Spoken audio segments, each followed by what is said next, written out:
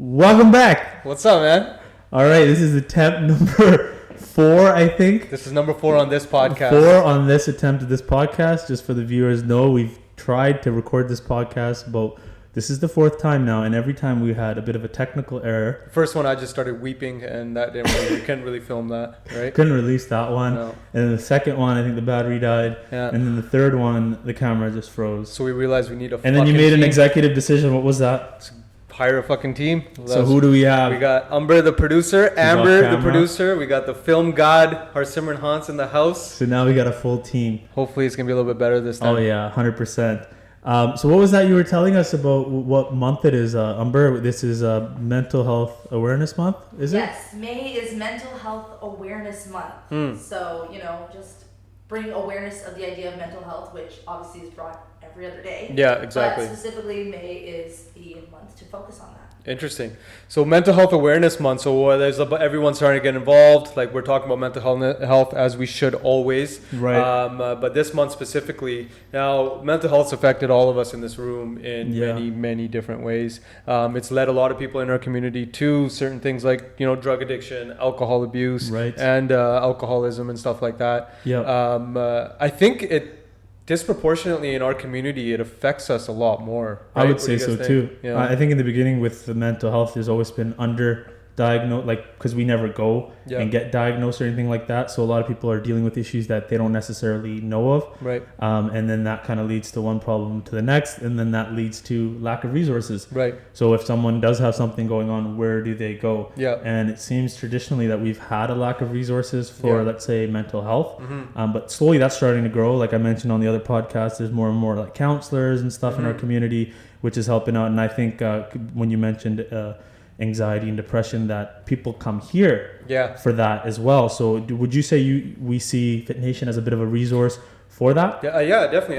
I feel like we've pivoted into that role more in terms of like, we're not so much the weight loss place anymore. We're like, let's get your mind right. And then let's worry about the body and let everything fall into place. And synchronicity is a big part of our organization now. Especially with COVID and what that's done. Yeah, I feel like there's absolutely. been a lot of collateral damage as a result. And one thing that I'm thinking of is the overdoses. So there was like a lot more overdoses over the course of the last year. I feel like with that, like a lot of the closet drinkers, the closet users, you can't be in the closet anymore with that stuff because the world's fucking shut down. Like you have to kind of be, you're everything's gonna come forth. Same with, I feel like mental health, like that stigma of I can't talk about my problems because I'm a man. I'm a Panjabi man. My dad never talked about his problems, so why would I? Right. And now with COVID, it's gone to a breaking point with some people that have broken. Some people that have gotten to the breaking point, they seek help. Some of them show up here. Some of them hopefully consider, at the very least talking to their friends and being candid with them, and their friends providing that open space for them. Like, hey, we can talk about this, right? And hey, I'm dealing with shit too. So I find with us in this organization, we start with, this is the shit we deal with. Like a lot of people think I'm that raw coach and, I'm always on cloud 9 and I'm always hyping everyone up, but I got my shit too. Right. And you've been there firsthand dealing with my shit and actually forcing me to get out of my shell and talk about my problems and stuff like that. If it wasn't for you, I'd never go to therapy. I'd still be drowning in a pit of sorrow and pity, self-pity and stuff like that. And I wouldn't be able to do what I do and express myself the way I do. Back to the overdoses. Now, when anyone in this room or when people in general think of someone that's overdosed, or you hear like, okay, there's this many overdoses in Vancouver, traditionally, we probably think of a homeless person, maybe an indigenous person, or someone that's on the margins. So there's like an avatar you think of. Yeah, exactly. Like we would think I'm driving down East Hastings, and the people I see there, those are the victims of this overdose. But I just learned from Umber that 77% in 2017 were South Asian males. Wow, overdoses. Crazy. 77. So that's 7.7 men out of every 10 are of South Asian descent that have overdosed. 7.7% of the overdoses that happened. 7.7 out of 77% are South Asian men. 0.3 more, and it's 8 out of 10. And it's only 2 people out of the 10 that aren't of South Asian descent. Fuck me. Yeah, and see that? Like, you're shocked to hear that. I was shocked when Umber first brought that up. But what was the name of the organization that you said now that we're starting to have some resources? Yeah, so they're called South Asian Community Hub. So they're breaking down barriers for South Asian men with drug addiction because we obviously lack resources due to like language barriers, culture barriers. So now they're trying to break that stigma. Interesting. Right. Yeah, we definitely need those resources because, I mean, when it comes to addiction, I think this has been plaguing our community. I mean, for hundreds of years, this isn't something that's new. No. When it comes to the use of substances or alcohol and so forth, where did it enter in your life? So substances originally, like for me, I wasn't much of a drinker growing up. Like I have that classic story, 5 years old, driving around with my dad and he hands me a beer. I drink it, tastes like piss. How do I know what piss tastes like at that age? Don't ask me. I had a fucked up childhood. I'm kidding. But like, it wasn't my thing. So big hiatus from drinking, like even that first sip, started smoking weed in grade 9. Classic, hanging out with the wrong crowd. Took that trip off school property, smoked my first joint, didn't really get high, but that was kind of my first experience with marijuana, right? And it stayed constant until then.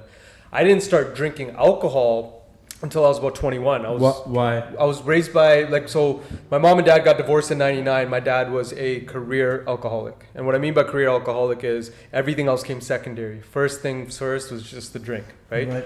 So we grew up, seeing this man drunk all the time, violent. We used to play a game when we were kids and it would be like whatever we're doing, playing hide and seek or whatever. But every so often, one of us would have to go check on dad to see if he's breathing. Now, when you deal with... How old are you? Probably 6, maybe 7, at the most. When you do shit like that, at age like that, it's just all fun and games, right? But that shit's doing something to your soul, to your subconscious mind. You're processing that, and it's staying there. And it stuck with me, right? Also, along with that, I saw my mom go through the divorce. I saw the collateral damage of alcohol. And I only saw it as you're either an alcoholic because you drink or you don't drink at all. There was no middle ground. There is no middle for me, right? So my mom told me at a very young age, after the divorce, that if you guys ever drink, like that'll be the end of my days. I won't be able to live with it, blah, blah, blah. So I just never drank. It just was never my thing. Until I was 21, 22. And at that point, I was like, okay, and that was like... So how was that first situation or that incident of when you're drinking, you're 22? I think you told me the story, you're at a reception. Yeah. So at this point, you'd always turned it down, and now you decide to have it. What's going through your mind and what's the thought process taking place? I think what started to happen, like it started about a couple of years before that, where I started to realize, like, I'm not my dad. I'm not his plight. I didn't move here with kids or move here, have kids and just kind of like integrate. I'm born here, right? So I started to realize that like my story isn't his story. And I need to stop living my life with this big shadow over my head and that like, oh, you're going to become your father. Because you have that in the back of your head. I mean, it's fucked up, right? You go through some shit and you think that's eventually going to be your plate. So I started to realize that, hey, I'm not that. And I needed a drastic measure to break up with that, to show me that I'm not that. I believed it, but I needed proof, and that was to drink. But did you ever think that, hey, maybe this is just what Indian men do because your dad wasn't the only Indian man? Yeah, like that? it was very. Did you think maybe it was the right that they had? Mm-hmm. Like it was like a rite of passage almost as a man. When you become a man, you start to drink. I used to think that as a kid, but I was so disassociated because of what I had seen that like that shit wasn't me. Almost to a point where it prided me on the fact that, look, I don't fucking drink. Look at you guys. Like it was almost judgmental on my end, right? And so now you joined the drinking club. Joined the drinking club and always did it socially, right? Like I was always like the guy that, have a couple, but I'd get drunk, but I wouldn't be like blackout hammered. I've had my moments, like, everyone has the Vegas moments and they do go through the shit, like, but for me, it was always, I always saw like my drunken escapades as, 20 minutes of a great fucking time for like 3 days of just hungover fucking, ugh. Mind you, I've been working out since 12 years old. So if anything impedes my training, I'm not going to fucking do it. I'm not going to take it to that level. And it often would. So I oftentimes would, take it to the extreme and then deal with the repercussions. And then I'd realize myself, hey, that's not me. Like I can't, like if I'm not going to be able to work out the next day, fuck that. It's not me, right? So how often do you drink right now? I'm a weekend drinker. Like I'm a wine guy. I don't like beer. I like my old fashions and I like my Moscow mules, but within moderation. I treat drinking like my eating. I like to explore different types of foods. So I'll try different types of wine. I'll try different. My brother-in-law is really into gin right now. So we'll try the gin. Ryan Reynolds from Van City, he's got a great fucking gin company. So we tried some of his gin. It was quite nice. But I'm never like, oh fuck, I need a drink. Oh man, today was a tough day. That's like my question. I'm not an emotional drinker. I'm not at end of the day. Holy fuck, I need a peg right now because I've had a day. Have you ever?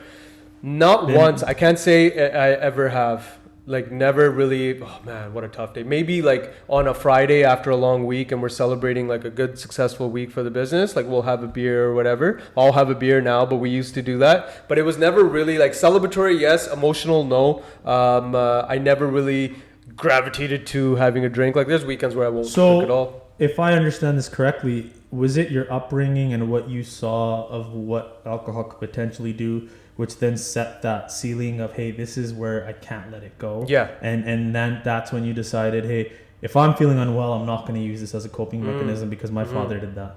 If I'm angry or if I'm this, I'm not going to. Definitely. Were those active, conscious decisions? Definitely were. Or did it just happen? It definitely was conscious. Now that you mention it, I associate those. It definitely does make sense. But when you see your mom come up to you with bruises on her arms and you know your dad's drunk on the sofa and you see that pain in her eyes, you're not going to take it to the level of the guy laying on the couch. It's just not. It's not going to happen unless you're a sociopath or you have issues.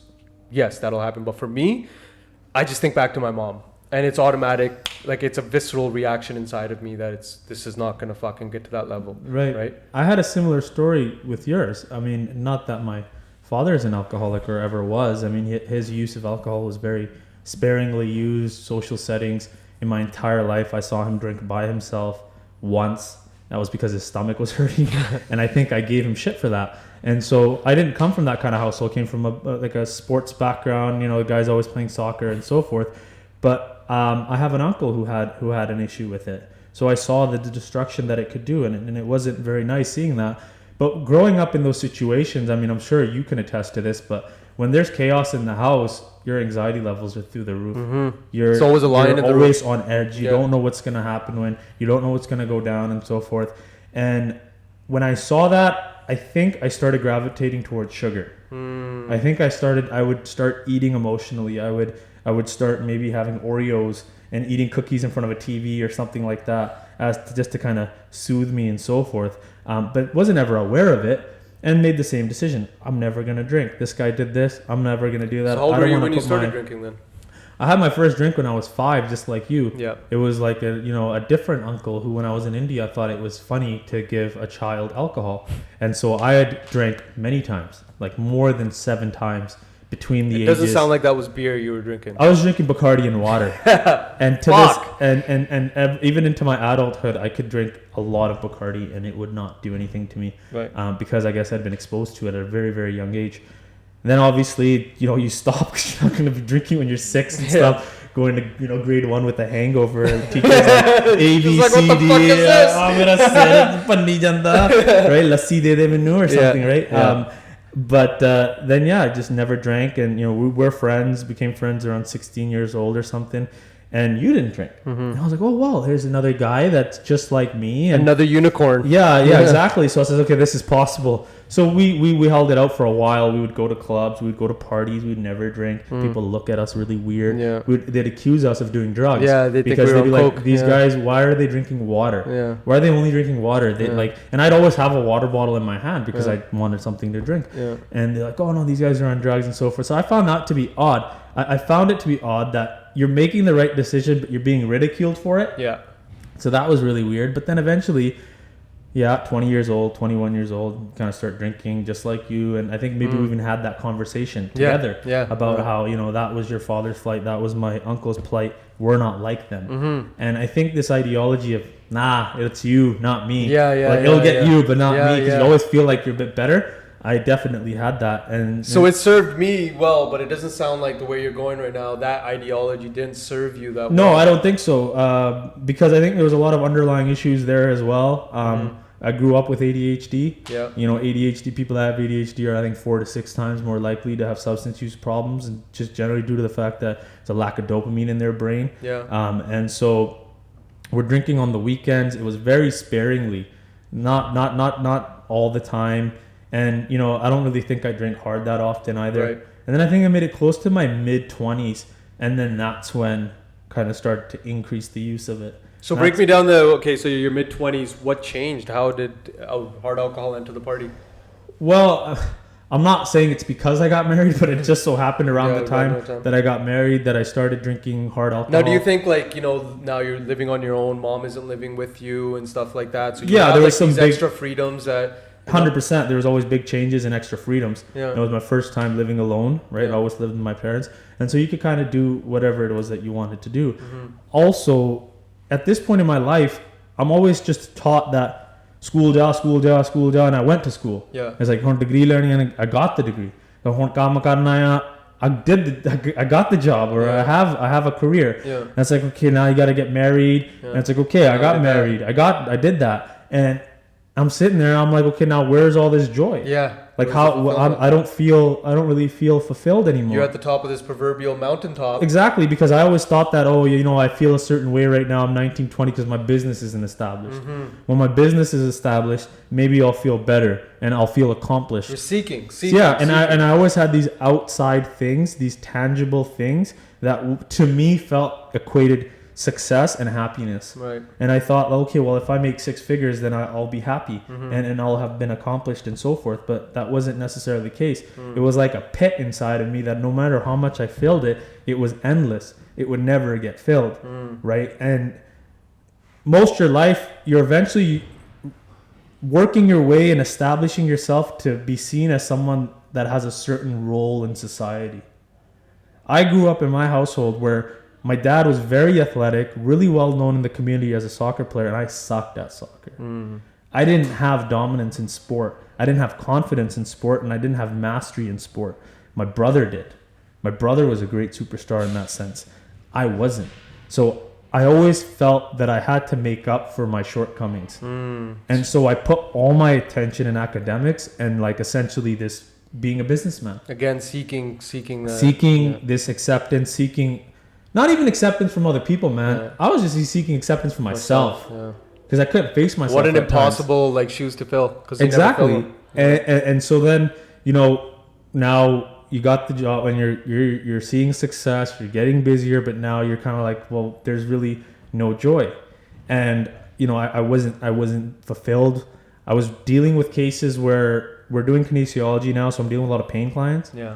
And I'm in pain myself. Yeah. And then I'm taking on their pain and I'm bringing it home with me. A lot of people don't realize you're an empath as well. So exactly. You take on, right? And so I didn't know at that point in my life how to differentiate their pain and whatever's going on with them from me. Mm-hmm. And so I would take it on and I'd be drained by the end of the week. Yeah. And I didn't have any healthy coping mechanisms at the time. And so I would drink. And in the beginning, it was masked as we're at Cactus. Yeah. We're gone out for dinner. Yeah. We're at someone's house. Write-offs. Exactly, yeah. Right? And so you just keep hammering it and you felt like that's what you did. Not only that, but now we're young businessmen in our early 20s looking around at other businessmen and established people. Say, well, what is it that they do?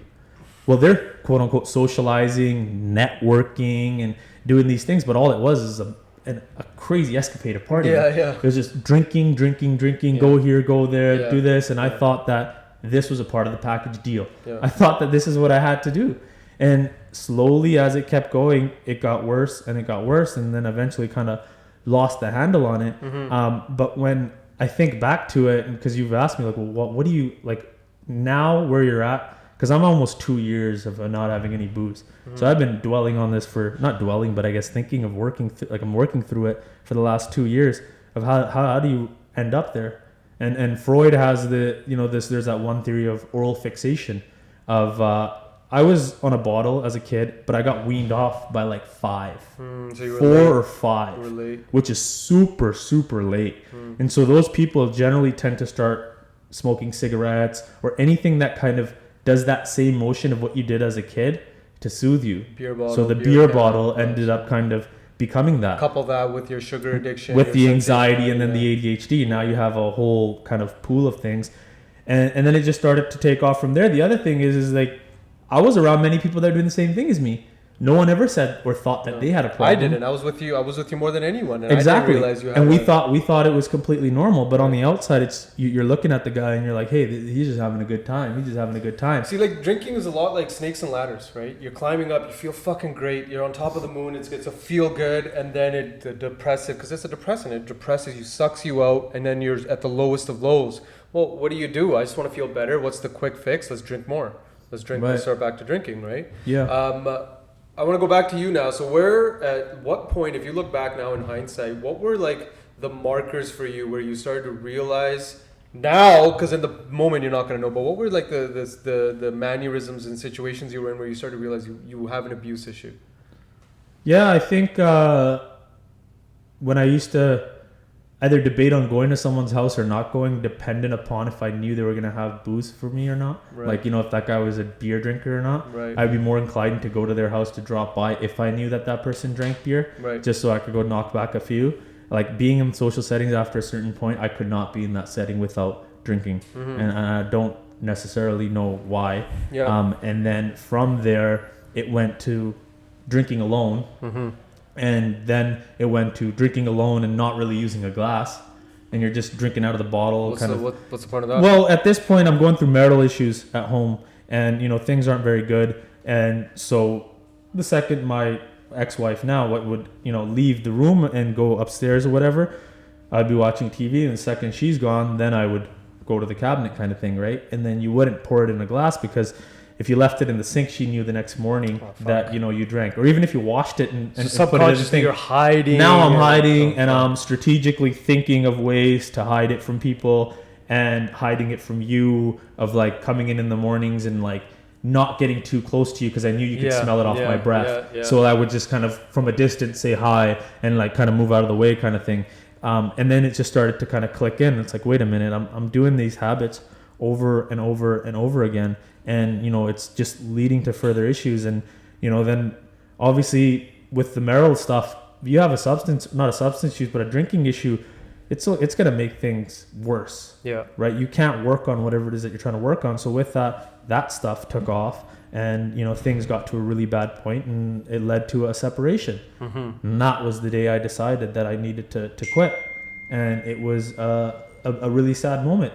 And I think, one of the things that did it for me was, I think I was sitting there across from my ex-wife, and she said to me, I don't doubt that you're not going to be successful. She's like, I know you are. She's like, you're going to be very successful, but I don't think any of that's going to be any use if you're dead due to an overdose of whatever else, or drinking, or whatever it could turn into in the future.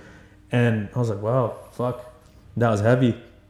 And so, I really thought of that, because here you are, you're parting ways with someone, and they still have, that care for you, in that sense of being like, hey, fuck, even if you don't do this for me, at least do it for yourself, right? And I think that's what I took it as. And so I moved back home, and then I sought out help, and I started seeing a counselor. Yeah. And then I kind of, went through some of the steps in AA, the 12 steps, and I did some of those with my counselor, and then we kind of started to get down to where this issue was coming from, and it took a while, and I started running, and I started learning how to swim, and working out, and then slowly worked my way out of that, but along the way made sure that I found people that were suffering similar to what I was, and to bring them along for the ride, and just say, hey man, I know what you're feeling, and I, maybe not to the extent of where you're at, but I've been down a similar path,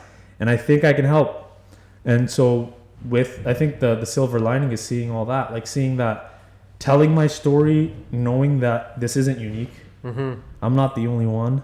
There's many people out there where this has happened. I'm not alone. Yeah. And I want them to know that they're not alone. Mm-hmm. And that if we come together and try to attack this thing together, I think it can definitely, we can make a dent into it. It's just that we gotta come out from behind the curtain. Mm-hmm. In our community, everything is behind the curtain. Some of us don't want to know that our friends are. Exactly. And some of the ones that are the alcoholics and the abuse, they don't want to know. Exactly. It's an uphill battle. It's tough. It killed my dad. Exactly. And some people don't make it out. So when you say that your ex-wife didn't want you to die, I mean, I remember feeling that. I remember telling that to a school counselor when shit hit the fan at home, and when the separation started, they pulled us out and they realized, well, first my sister, she kind of broke down and had an anxiety attack in class, and the counselors pulled them out, and then they pulled me out of class.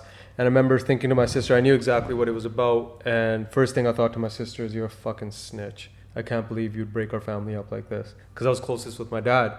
But in doing so, they used their methods, and I remember saying the exact same words, where I was like, I just don't want my dad to die. And then child services got involved, and they were showing up at the house and stuff like that. And you know, when you say that and actually vocalize it and it becomes real and you hear it, that shit hits home. Like that shit, a change starts there, right? And a lot of the times you don't see the change, and even the strides I've seen you make, like I've seen you turn baby steps into giant leaps. And you've done that not alone, and I got to commend you on that, because we've helped people here break the habit of being themselves, break the habit of going to the bottle as a coping mechanism. That shit is one of the only ways you fix this, because it is an uphill battle, but an uphill battle is done best with a team, with a tribe. It takes a village to raise a kid. It takes a fucking town to stop an alcoholic from going to the bottle, right? Yeah. And I feel like what we're doing now is indicative of that. Sorry to cut you off, but we use like when in our community, whenever we would want to intervene on someone with issues with alcohol, we would have to wait until they were a full-blown alcoholic. That's what it feels like, right? Mm-hmm. And I feel like because of that standard, there's a whole grouping of people that are right under here that they're not drinking every day. No. They're not, and they're holding their jobs. They're functioning. They might even be lawyers, doctors, judges, like some of the, you know. So they're validated in society. Completely. Yeah.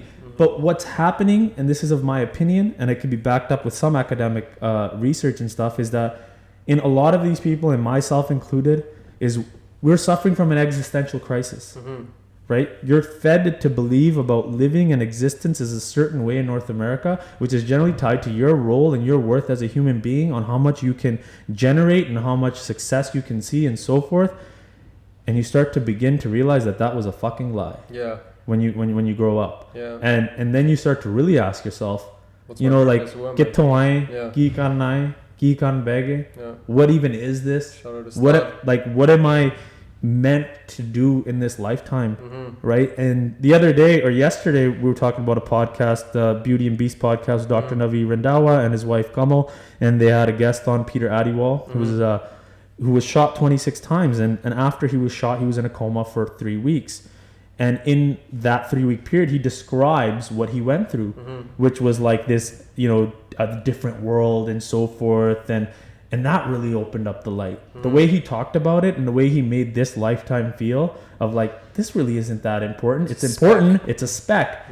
But it's time. You got to get everything right here in terms of figure out that existential crisis, figure out, your true self before you depart onto that next part. Right. So that when you do get to that next part, you've, done some checks and balancing and all that sort of stuff. Yeah. 100%, man. So spirituality will always end up finding its way in this program, if you want to call it that, plight, recovery. You can't really go too far before someone who's, quit drinking or whatever starts to say that. So my spirituality group. Walk me through your ecosystem now. So you're 2 years sober. Some people might be aspiring to get to 6 months sober, a month sober. But what does an ecosystem for you look like? Like, do you have cravings of booze now? Did you ever have them when you quit? How did you deal with those? And what are you doing now to make sure that monkey part of the brain is satisfied? It starts with the support group. So the people that are around you. That's always the first part. That's the foundation. So having a good support group around you that will respect, when you are feeling uncomfortable and so forth. So you had a few parties in the time that I've been sober. And when I was there, no one forced me to drink or anything like that. If I wanted to leave at a certain time, I left, and no one made a big deal out of it. Gotcha. And so that stuff really helped. And I made sure when I was at the parties that I wasn't like staring at people drinking and judging them. I actually became the bartender. Yeah, I noticed that about you. I try to get active, and I tried to do things that kind of occupies my time and so forth. And then on top of that, routine. You have to have a very firm routine. Right. So I work out 2 times a week, weightlifting, and then well, it's quasi weightlifting. Shut up. and then I run about 3-4 times a week, swim twice a week. Yeah. I try to wake up between 4:30 and 5:30. It's more so 5:36 these days. Yeah, exactly. So when I'm up at that time, that's when I'm, reciting scripture. I like to listen to it through audio because I don't know the pronunciation of all the words properly just yet. So I memorize it like a song, and then kind of go through it there. After that's done, it'll lead me to go into the pool or whatever. And then I come to work, and then we have our day, and then go back home. But there is a bit of rigidity that I had to follow in order to kind of work my way out. Okay, so you talk about your ecosystem now. You had a lot of fun when you were drinking. You had some wild fucking times. Yeah. You were a bunch of wild boys. How much less fun is your life now? Yeah, that's a good question. I didn't answer the other question. Do I ever crave it? I think, I did. Like in the first 6 months, it's tough. The first month or 3 is tough because you're getting out of that routine. I remember walking down Main Street past like patios and seeing the beer being poured and so forth, and I was like, oh my god, like it was tough. And I remember early on you'd leave parties soon. When I would throw my house parties, you'd leave parties a lot earlier than you normally would. Kind of had to, right? And that's kind of what happened. That's okay. No one made you feel like that's the other thing. Sometimes people are scared of, right? They think that, oh, what are my friends gonna think of me? What like I'm not gonna be that party guy anymore. What's my identity? Who am I? Yeah, that shit's just a fugazi. It's just in your fucking head, right? Yeah. Like, what a shame life is if you think you can evolve decade after decade, year after year, day after fucking day. That started to cross my mind, like the fun thing that you're asking. As I started to see that, I started telling myself that I want to be able to have fun without anything, in the sense of I want to be able to sit with you at a table for lunch and just have fun being there with you, talking with you, and that's it. And slowly I worked my way to that. And do I have less fun now than I did before? Hell no. I'd say what happened is because I stopped using the alcohol, my body upregulated the amount of receptor sites I have. So which meant that I now get more joy than the average person does out of simple things, right? Because when you drink alcohol all the time, your body just downregulates the receptor sites because it's like, oh, we're getting an influx of this stuff, so you bring down the sites. Right. When the alcohol's gone, that's why people feel that hangover feeling, or they feel kind of down and so forth. And so then they kind of need that alcohol to bring them back up. Well, when you remove the booze for long enough, small things start to give you joy. So I'll have a kombucha and I'll be at the beach or whatever in the sun, and I have a pretty raging time. But to answer your question in a bit of a direct manner, the joy I now get from my morning routine supersedes the joy that I used to get from the drinking. And then now the way my body feels and the way I look takes precedence over that 20 minutes. Because you were very unhealthy when you were drinking. Extremely unhealthy. And sometimes I think it was pretty hypocritical too, because like, how could you occupy a role in like a health and fitness area and you're not really that healthy yourself, which goes to show that we're all humans. You were unauthentic we are with all your life. humans. Yeah, exactly. So 100%. That inauthenticity kind of took precedent over your life, and it was like, well, you're fucking hypocrites. You probably even got deeper into your stuff. Let's talk attachment. You were don't correct me if I'm wrong, but there was a lot of attachment that came with the alcohol. No one wanted to take it from you, right? You didn't want anyone to take it from you. Yeah. How prevalent is that attachment now with the routine you have? And say, forbid anything happens to you where you can't work out and you can't swim and you can't do these things. That's what Are you prepared? Yeah, I don't know if I am. I think I'm.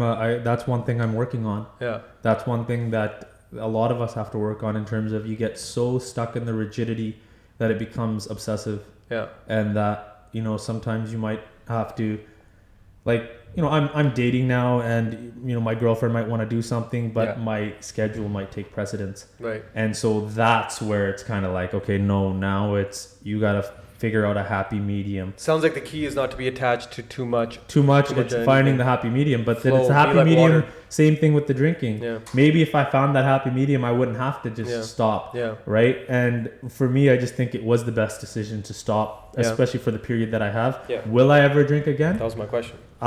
Maybe not. I don't know. I just really take it one day at a time. Yeah.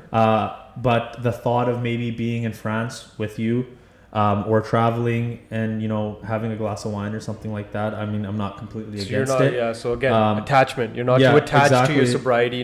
But you do know what I feel like when I'm hearing from you is you're not going back to that.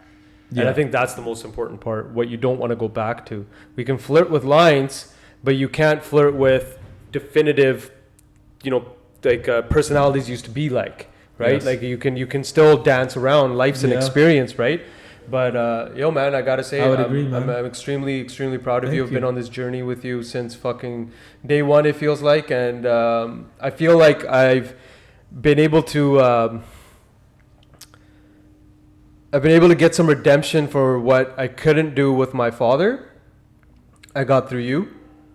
Yeah. And just want to say thank you for allowing me to have that. Yeah, and I also like to say, just this episode itself, most business partners wouldn't want to go behind a camera and talk like this and you know, divulge personal stories and things of that nature that sometimes involve other people as well. But we did that, and the reason we did that is because we know there's others out there. We're not suffering alone. We're not. Yeah, and that's the main message that I want to get out there. That if you're out there and you've been behind the curtain, if I did this and got behind the mic, I'm sure you can talk to a few friends of whatever's going on. And if you don't want to talk to your friends, DM us. Send us a message. We can send you resources in terms of counselors, rehab centers, whatever it is. Even if you just want to talk, if you want to come run with us, we'll definitely figure it out. Resources are always open. Manat, you have some stuff for us?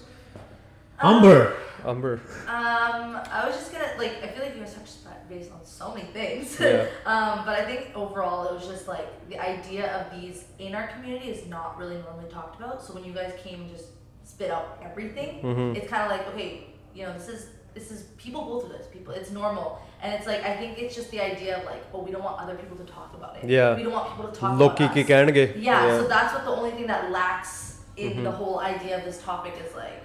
See, what I feel about that is people are going to talk shit no matter what. You're doing well, people are going to talk shit. People are going to create fake Instagram pages and talk shit about you, and that's okay, right? But here, like I said to you earlier, when haters are hating, you got to remember they're shooting up to aim at you, never shooting down. A hater never shoots down to aim at you. So if that is happening and people are talking about you, they're aiming up. You're doing something right, right? And let them. All I gotta say to the hater is after listening to Peter Adiwal sit there and talk about how when he was in this coma and he was in this purgatory, and they remembered everything that he did since he was 5. Yeah. Okay. So now hearing that, I'm watching every step I take, making sure I don't do anything wrong, right? And so we will pay for a lot of the wrongdoings that we do. 100%. And so when it comes to, you know, putting energy in a negative manner and trying to bring someone down, you might not feel the consequence of that now. And that's the other thing. If you disagree with anything we say, if you have a problem with us,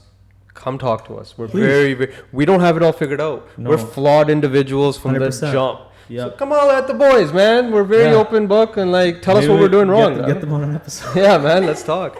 Anything else for us, Umber, before we sign out here? No, I think you guys hit a lot of facts. Cool, awesome. First one with the team. I gotta say that's probably our best one. Yeah, that was the best one. That was fucking rad. I think they're gonna be great after this. Let's go peace and love, and thank you everyone for your hard work. Woo!